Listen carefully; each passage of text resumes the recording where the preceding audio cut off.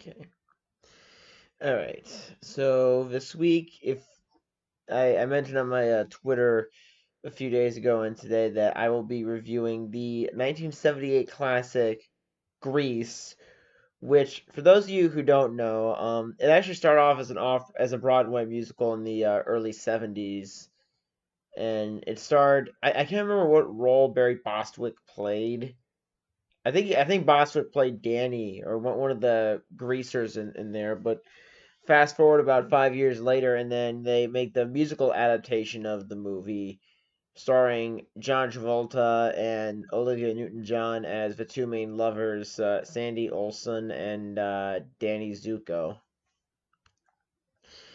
And the plot of the movie, it's basically about these two different lovers in high school from two different social cliques trying to make ends meet, even though even though the problem is that Sandy is seen as a little goody two shoes, and Danny is supposed to be this leather jacket clad bad boy in the 50s. So the fact that he only has one girlfriend instead of 100 is somehow a failure and embarrassing in the eyes of his incredibly shallow friends. So the movie is almost kind of like a PG-13 Disney movie in the sense that there are innocent characters that you can get behind. The story is a little cartoony to an extent, and you do have a lot of song and dance numbers throughout the movie. Yeah, I moved my leg a little bit, so yeah, this is kind of weird, but yeah, I'm wearing a Brett Favre shirt. Okay, I digress. So honestly, with Grease, even though I do have a lot of positive things to say about it, a part of me has a very sinking feeling that most of the stuff I'm going to say about the movie is probably stuff that every critic has said for the past 40 years that has either saw the movie when it first came out or reviewed it after the fact. But I think the first thing I will say is that the movie does this great job at blending the gritty harshness of, well, not the harshness, but this realistic feel of it. It's kind of like basically it's the innocence of the 50s meeting the grittiness of the 70s. But then again, the original musical was supposed to be about the teen subculture of the 50s, and I think the fact that this story was told in the 70s, when I mean there's some stories in the 60s that got gritty and dark, but for this one, it doesn't have to be dark, but it has to have that sense of realism. And I think the 70s was kind of the perfect time for it to come out because you can get away with some of the um, teenage stuff in the script, you know.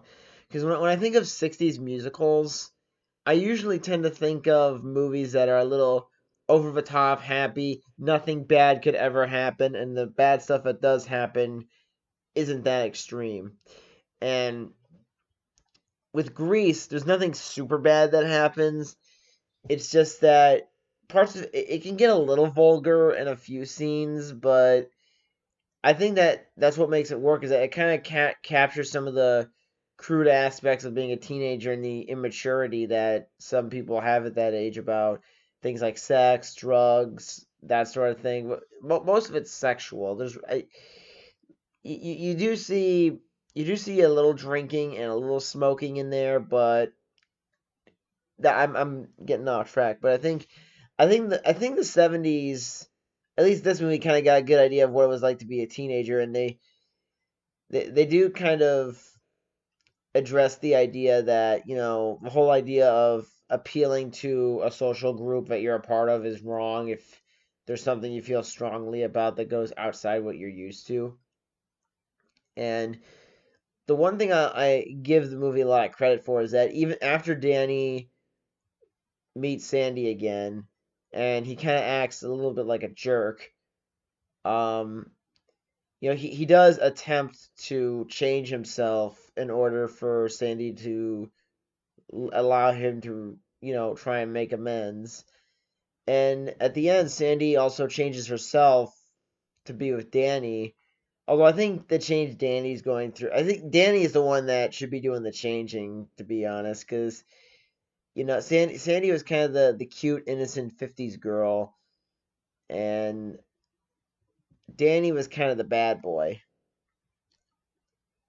So I do think it was good that Danny was trying to change, and I think Sandy's rationale for changing into the greaser chick was she felt like she had Danny close to her, but she wanted to make it just right on top of one another. Not in that sense. I meant as far as their connection. I didn't mean like in bed, but and I think another thing I really like about Grease is the soundtrack's really good. And I think the three songs that most people think of with this movie are Grease Lightning, Wild Summer Nights, and You're the One That I Want.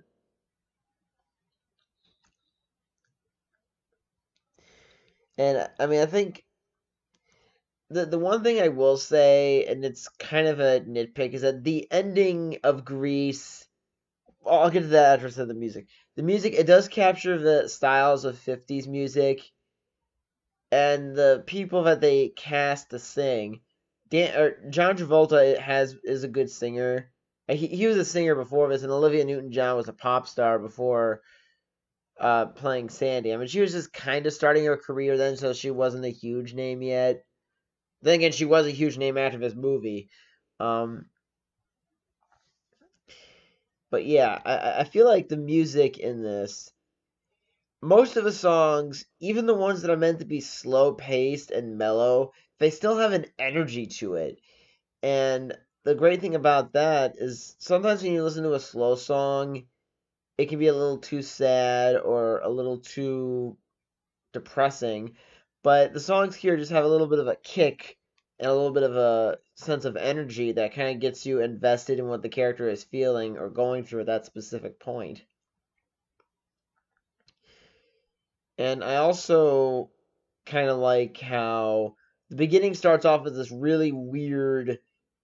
The opening credits have this really weird Ralph Bakshi kind of animation at the beginning, which was kind of funny and kind of cool. The ending was a little weird though. Where they get into this spoilers, that they get into this souped up '50s car and they go flying off the school grounds at the high school graduation party they were having.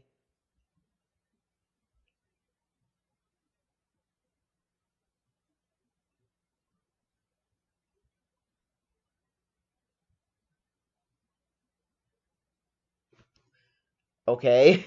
I have no idea how long that pause was, and I'm leaving, and I left that pause in there just to emphasize how much of a weird "the hell am I watching" kind of effect that scene had on me. But then again, the movie, it's meant to be fun, it's meant to be a little cute, and it's meant to be over the top.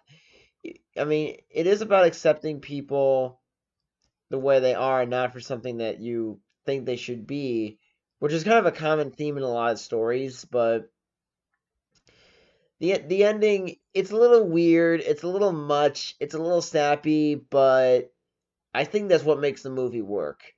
So that was Grease. I hope you liked the review, and I hope I didn't ramble too much. And next week, I'm going to be reviewing Jesus Christ Superstar, which I am watching tonight. And hopefully, I appreciate that movie's aesthetics rather than the weirdness of it.